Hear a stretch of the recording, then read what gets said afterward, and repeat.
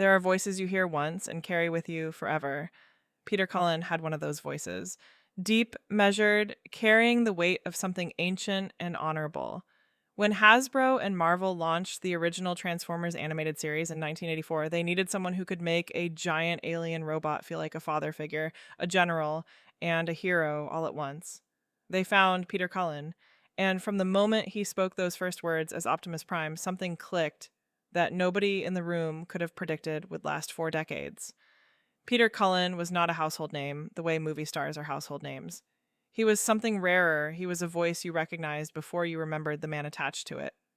Alongside J.P. Morgan, another giant of the entertainment world also lost in 2026, Peter Cullen represents a generation of performers who built careers entirely on craft. No red carpets, no tabloid drama, just raw, irreplaceable talent. And now, with his passing confirmed by US Magazine Among the Stars, we have already lost this year. The world is stopping to ask, did we appreciate him enough while he was here? Peter Cullen was born on July 28, 1941 in Montreal, Quebec, Canada. He did not grow up dreaming of robots. He grew up watching his older brother Larry, a Marine Corps veteran, and it was Larry who unknowingly gave Optimus Prime his soul. When Cullen auditioned for the role, the producers wanted something big and commanding. Cullen went home, thought about his brother, and came back with something quieter and more powerful. A voice that led not by shouting, but by conviction. That instinct changed animation history. Throughout the 1980s, Cullen was everywhere without anyone realizing it.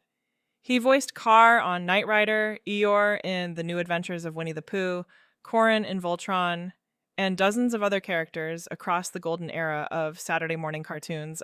He was one of the most recorded voices in Hollywood, stacking credits the way other actors stacked awards. But Optimus Prime was always the role that towered over everything else. When the character was killed off in the 1986 Transformers animated film, children across America wept in movie theaters.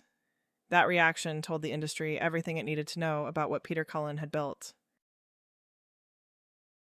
Here's the part of Peter Cullen's story that most people missed the first time. He did not coast on nostalgia. He earned his second chapter. When Michael Bay's live-action Transformers film was announced in 2007, fans launched an organized campaign specifically demanding that Peter Cullen reprise the role of Optimus Prime. They did not want a recast. They did not want a sound-alike. They wanted the man himself, now in his mid-60s, to step back into the recording booth, and Paramount listened.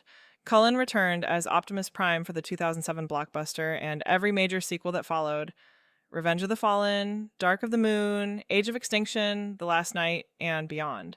He also lent the iconic voice to Transformers Prime, the critically praised animated series that introduced the character to a brand new generation. Convention appearances became something close to religious experiences. Fans who had grown up in the 1980s brought their own children to meet Cullen, and those children immediately understood why. The voice still had it, it never left. What Peter Cullen accomplished, making the same character feel essential across 5 decades and multiple formats, is genuinely without parallel in the voice acting world. When the news of Peter Cullen's death broke and US Magazine confirmed him among the celebrities lost in 2026, the reaction online was unlike almost anything that follows a famous person's passing. It was not just sadness, it was personal. Fans did not say they lost a celebrity. They said they lost a piece of their childhood. They said they lost something that felt like safety. Social media filled with the phrase he made famous. Until that day, till all are one. The closing words Optimus Prime speaks in the 1986 film. Fellow voice actors paid tribute. Animation studios issued statements. Hasbro, the company whose toy line Cullen helped transform into a cultural institution, acknowledged a debt that no press release could fully capture. J.P. Morgan, also confirmed lost in 2026 by US Magazine, leaves behind her own extraordinary legacy in entertainment.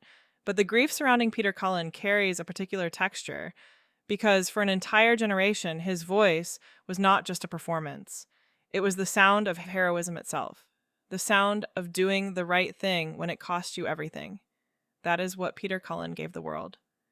And that is what the world is now, quietly and collectively, mourning. Roll out.